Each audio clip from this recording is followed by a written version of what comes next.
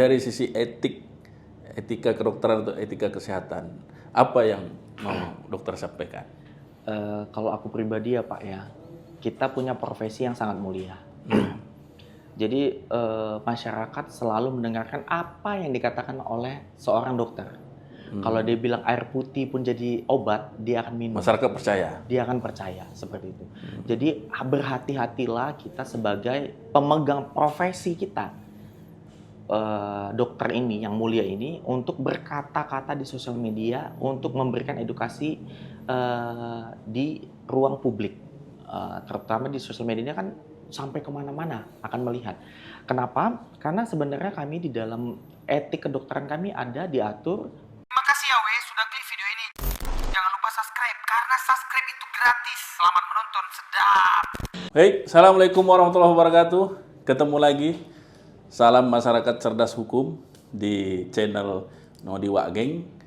Kali ini saya, Dr. Tengku Riza Zarzani, SMH, Kaprodi Magister Hukum Kesehatan, Program Pascasarjana Universitas Pembangunan Pancabudi atau UNPAP di Medan, yang akan membawa diskusi kita pada hari ini. Narasumber kita yang sudah hadir adalah sang dokter yang berpraktisi, berprofesi di bidang dokter kecantikan, telah hadir bersama kita. Selamat sore, Dokter Andreas. Sore Pak Riza. Apa kabar? Sehat luar biasa. Gimana kliniknya, Dok? Sejauh ini banyaklah gonjang-ganjingnya Pak. Gonjang-ganjing ya. Sangat banyak. Sangat banyak ya.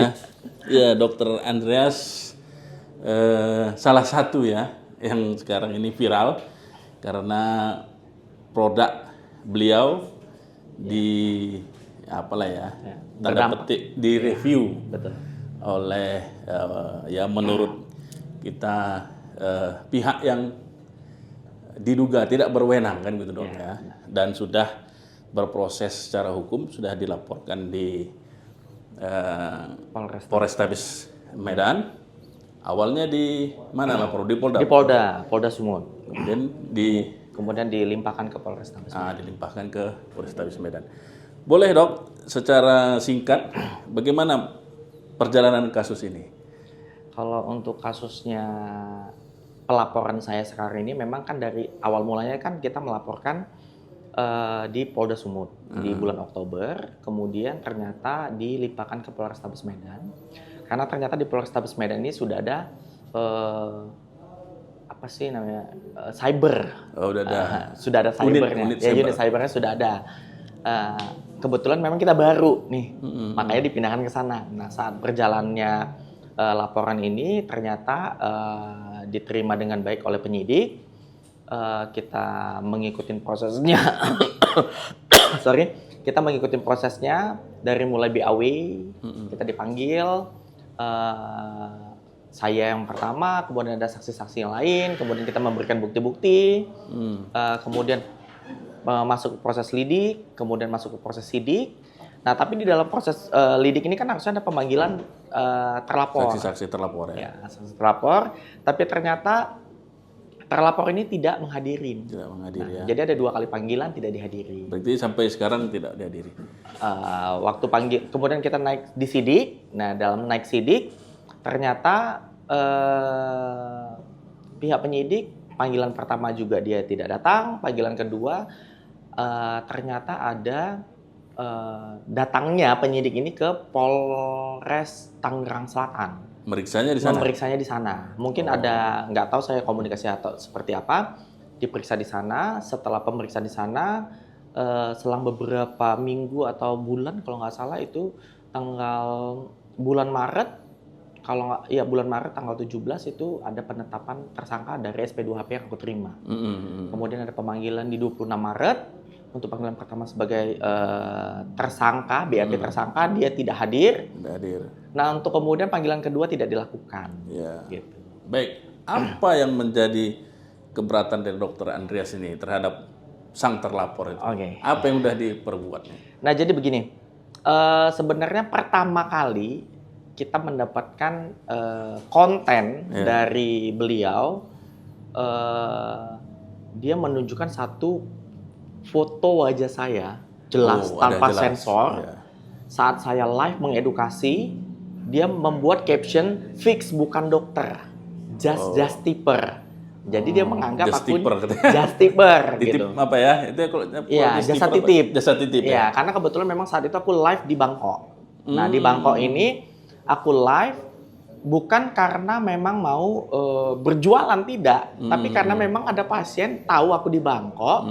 Karena aku kan posting nih lagi di Bangkok gitu. Jadi mereka meminta untuk, "Dok, coba masuk ke toko yang ini." Iya, gitu. iya, Nah, iya. ngapain gitu. Karena aku pribadi aku cinta produk Indonesia. Itu Produk- konten dia ya, video yang bersangkutan. Ya, Berarti di situ dokter dikatakan bukan bukan dokter. dokter. Padahal sebenarnya, Ya, saya dokter. nah, jelas ya ada SIP, Betul, ada ada SIP, STR. STR, semuanya saya lengkapi nih dalam Lengkap. laporan. Ya. Nah, tapi untuk kemudian ini kan saya kan kekuatan menggiring opini di sosial medianya kan luar biasa nih, Pak. Ya.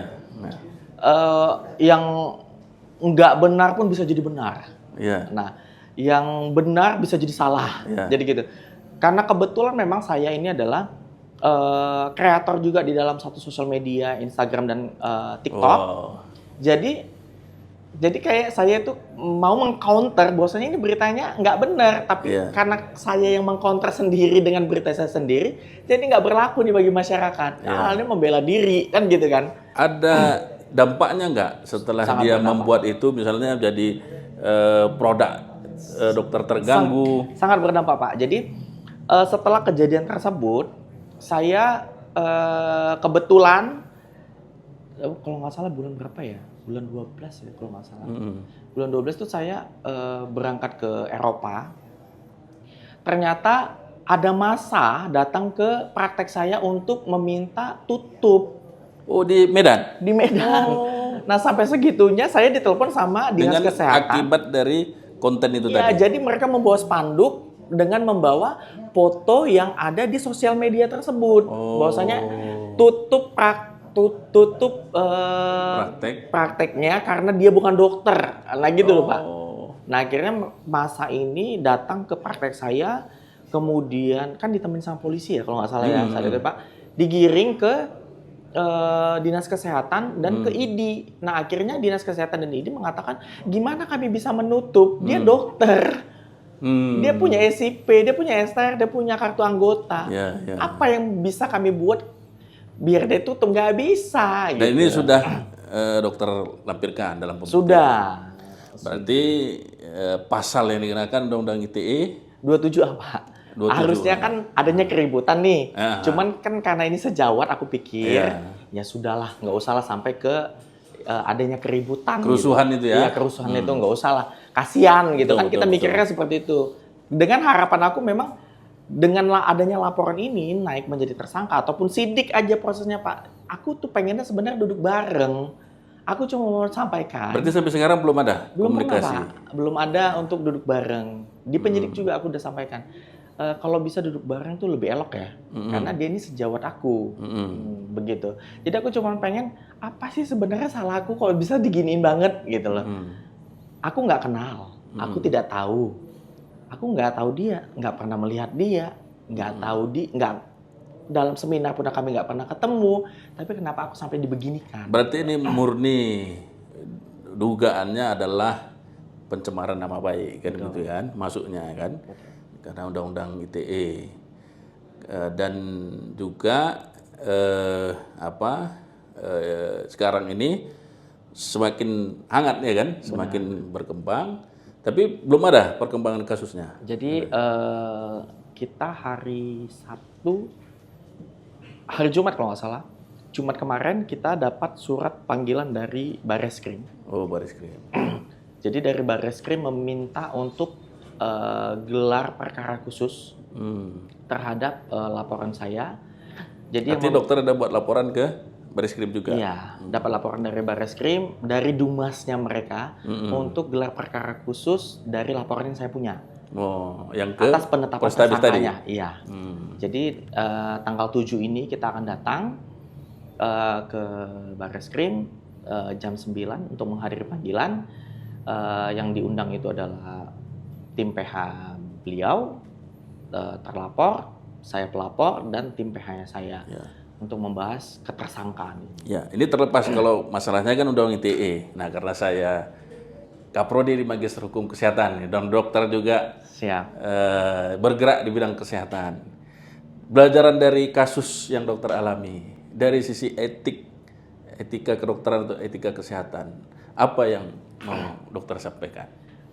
Kalau aku pribadi ya Pak ya, kita punya profesi yang sangat mulia.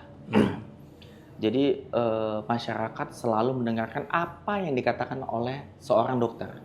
Kalau dia bilang air putih pun jadi obat, dia akan minum. Masyarakat percaya. Dia akan percaya seperti itu.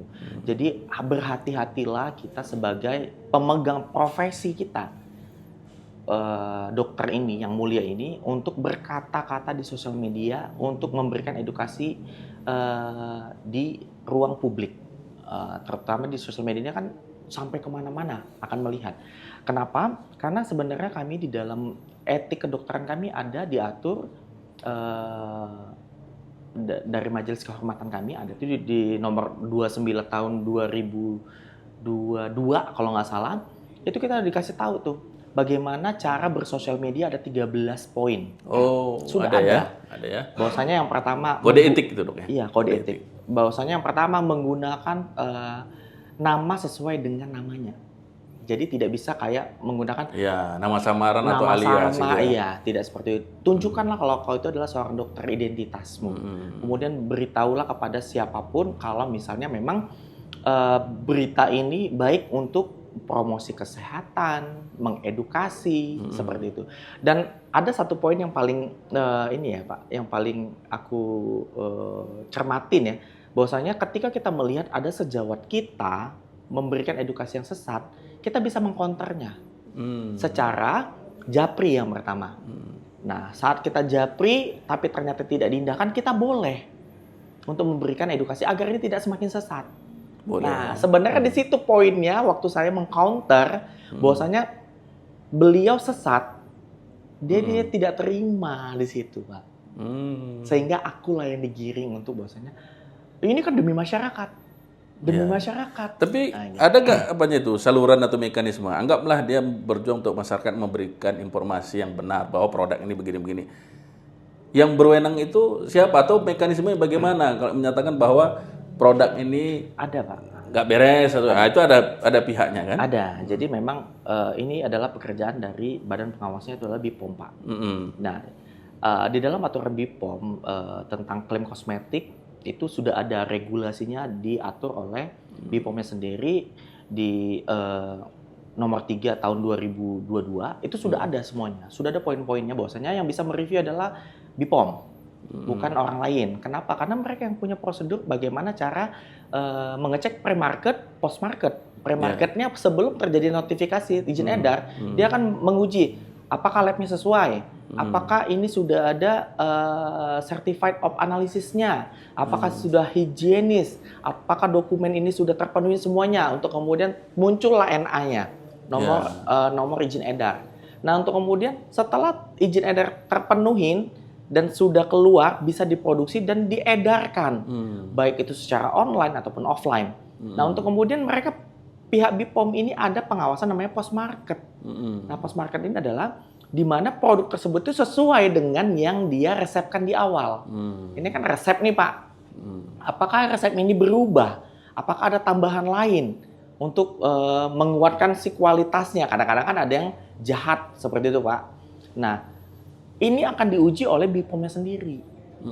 Gitu, dalam post marketnya. Mereka punya jadwal itu dan mereka sudah punya alertnya. Artinya kalau di masyarakat kalau ada sesuatu diduga lapor ke BPOM. Benar. Nah, kemudian terhadap dokternya lah, kan juga ada mekanisme. Ya. Ada kalau dulu sebelum Undang-Undang Kesehatan ada MKDKI, ada MKEK ya kan. Kalau sekarang kan majelis. Betul. Ya, di Undang-Undang 17 2023 kan gitu kan. Artinya terhadap dokternya, kalau tadi kan istilah ini bukan dokter, tentu ada salurannya.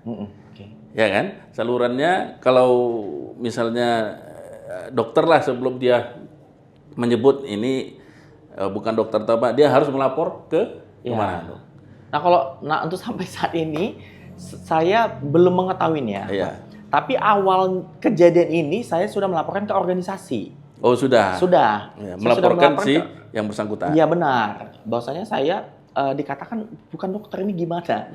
Saya mau melapor kemana gitu sebelum masuk ke dalam proses hukum. Nah, ternyata ID sendiri menyarankan untuk kalau ini sudah ranah hukum. Oh, kerana hukum. Jadi silakan kerana hukum. Begitu. Tapi nanti kalau sudah ranah hukum itu berjalan dan sudah baik, silakan laporkan ke kami untuk profesinya. Nah, jadi nanti dari ID akan membantu ke Kemenkes, Pak, kami langsung. Kalau dulu kan kami kan ke majelis ya, ke MKDKI. Iya, MKDKI. Sekarang tidak lagi, Pak. Iya. Karena mereka, aku nggak tahu gimana aturannya sudah berubah. Ya, artinya ada salurannya lah kalau misalnya ada dianggap seorang yang seperti atau seolah-olah berpraktek atau berperilaku sebagai dokter, harusnya dia menuntut pada jalur yang resmi. Begitu dia ya. Kemudian apa ini harapan dari Dr. Andreas terhadap ya dari sisi etika kedokterannya bagi setiap dokter gitu, termasuk yang berprofesi di bidang hukum kesehatan ini, bagaimana yang sebaiknya di dalam profesi dokter kecantikan ini? Jadi awal mula ini memang kan Pak lebih ke arah etika dulu ya Pak. Di mana-mana itu kan sebenarnya etika dulu. Ketika kita sudah menjalankan etika yang baik, pasti kita akan terhindari dari hukum-hukum. Kalau kita sudah tahu nih etikanya. Rata-rata saat ini itu di sosial media, dokter A dengan dokter A berseteru. Menyindir satu. Tidak seperti ini, tidak seperti ini. Yang betul tuh seperti ini. Padahal sebenarnya nggak seperti itu. Makanya zaman dulu aku berkuliah nih Pak, aku selalu bertemu dengan profesor-profesor yang memang etikanya sangat baik. Kita tuh diajarin bahwasanya dokter is art gitu. Dokter itu adalah seni. Ketika kamu mengatakan kepada pasien kamu untuk penyakit gula, kamu harus siapkan permen, loko permen, kan gitu. Padahal permen itu kan gula. Nah, tapi kita suruh kau harus bawa permen ketika kamu terjadi seperti ini. Tapi dokter yang sana mengatakan, loh nggak bisa, udah namanya permen manis, kenapa kok dikasih permen lagi? Kan gitu. Itulah namanya dokter is art tadi. Nggak bisa kita mengintervensi perlakuan si dokter dengan perlakuan, oh nggak seperti itu, nggak ada. Jadi teori itu ada benar, tapi praktek itu lebih penting. Begitu dia Pak. Walaupun misalnya contoh di salah satu case untuk penyakit tifus, kita harus berikan obat antibiotik yang pertama, lini pertama ini yang ini. Tapi ketika ada dokter yang memberikan langsung lini kedua, kita nggak bisa mengintervensi. Kenapa? Karena dia harus melihat gejala-gejala yang dia munculkan. Begitu. Jadi kita tidak bisa mengkoreksi hal yang itu sebenarnya itu pasien dia, pengalaman dia. Itu tidak bisa. Tapi kalau sudah jalurnya itu di luar prosedur, kita bisa menegurnya. Contoh misalnya aku bilang, hipertensi itu adalah suatu penyakit tekanan darahnya tinggi. Nah, kau harus makan garam. Oh, itu salah dong. Nah, itu baru kita bisa counter. Gitu. Itu bisa ya. Iya. Baik, terima kasih Dr. Andreas telah hadir di podcast kita. Mudah-mudahan masalah dokter bisa cepat selesai dan juga masyarakat juga terus mendapatkan edukasi yang baik terkait dengan kesehatan dan juga hukum. Terima kasih atas kehadiran lagi dokter sekali lagi, dan kepada pemirsa, kita akan kembali lagi pada tema-tema diskusi yang akan datang. Salam cerdas masyarakat hukum.